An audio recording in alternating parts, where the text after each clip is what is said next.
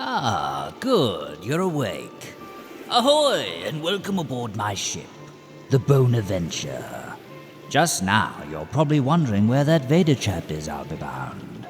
Well, you see, I've commandeered his little show for now, pirating his airwaves, as you might say.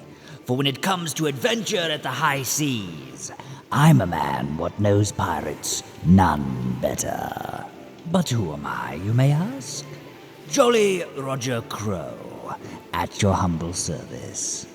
I'm afraid this leaves you shanghaied, my friend, but don't worry, that old asthmatic cyborg will be back next weekend.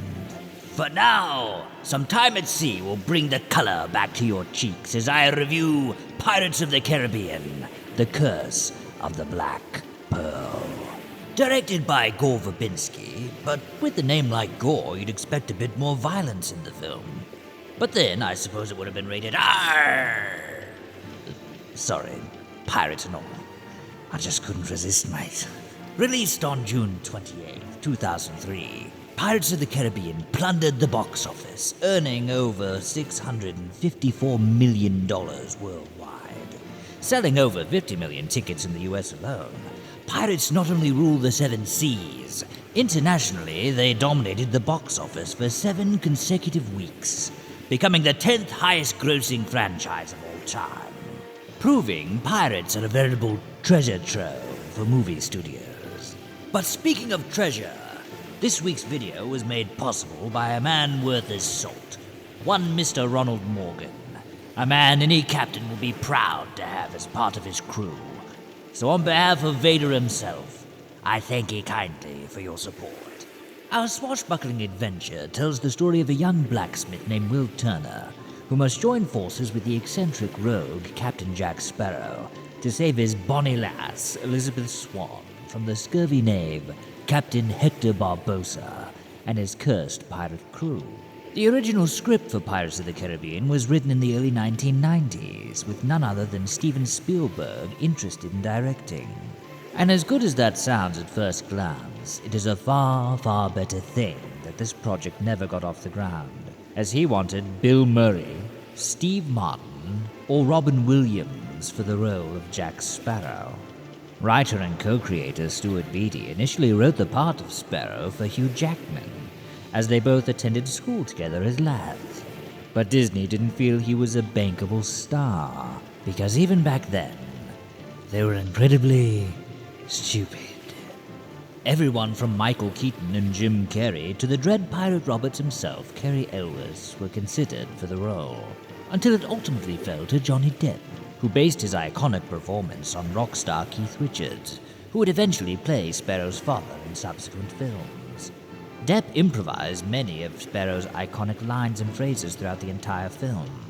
Ironically, though fans loved Depp's portrayal as the swaggering scallywag, Michael Eisner, then head at Disney, did not, at one point shutting down the film entirely, saying, "He's ruining the film."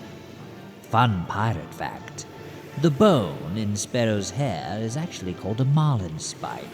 Made from a reindeer shin bone, sailors used these to mend sails and rigging. Also, since Johnny Depp lost 10 leather hats overboard while filming, the costume designer decided instead to start making them out of rubber so they would float. Geoffrey Rush's Captain Barbosa was based on the real-life Turkish pirate Barbarossa, better known as Redbeard. The scourge of the Aegean and Mediterranean seas, Barbarossa eventually became the fleet admiral for the Ottoman Imperial Navy, so sometimes crime does pay. Now, when it came to the swashbuckling duels for Pirates of the Caribbean, director Gore Verbinski wanted to harken back to the classic pirate films from the golden age of Hollywood, like Captain Blood and the Seahawks. Fittingly enough, Errol Flynn's stunt double, legendary swordmaster Bob Anderson, was brought in to train all the actors and choreograph the stunning fight sequences. And you could say Geoffrey got quite a rush out of it, practicing his swordsmanship until the stunt team got tired of rehearsing. For the heroic lead, Ewan McGregor, among others, were considered for the role of Will Turner. Geoffrey Rush suggested Orlando Bloom for the part, and in the end it was down to Bloom or Heath Ledger. Due to the success of Lord of the Rings, director Gore Verbinski chose Orlando Bloom. The first theatrical trailer for Pirates of the Caribbean was even released with the two towers to further capitalize on the fact that Bloom starred in both films. Now that's what I call savvy. The governor's daughter, Elizabeth Swan, was played by Keira Knightley, who also played Queen Amidala's decoy named Sabe in The Phantom Menace. See, Vader's not the only one with some wizard Star Wars facts. Knightley was only 17 while shooting the Pirates of the Caribbean, and she very nearly missed her audition due to a traffic jam. She was sure the role of Elizabeth would be her swan song as an actress, fearing she would be fired from the film at any moment. For some of the more complicated sailing sequences, producer Jerry Bruckheimer planned to rent the massive water tank used on James Cameron's Titanic, but unfortunately for Bruckheimer, the tank was already booked for Peter Weir's film Master and Commander, starring Russell Crowe. Industrial Light and Magic was hired for the complex visual effects sequences on the film, from the model sailing ships used during the storm sequence to the skeleton pirates. Interestingly, 250 of the film's 600 visual effects shots was ILM digitally removing modern sailing ships from the footage. And well, this is a pirate film after all, so in a case of life imitating art, the treasure cave set was plundered by the entire cast and crew, with Johnny Depp and his young daughter pilfering their fair share of treasure. In the end, Pirates of the Caribbean is a swashbuckling adventure with iconic performances, memorable characters, and groundbreaking visual effects for their time. So while these old bones may seem biased, this salty scallywag knows gold when he sees it.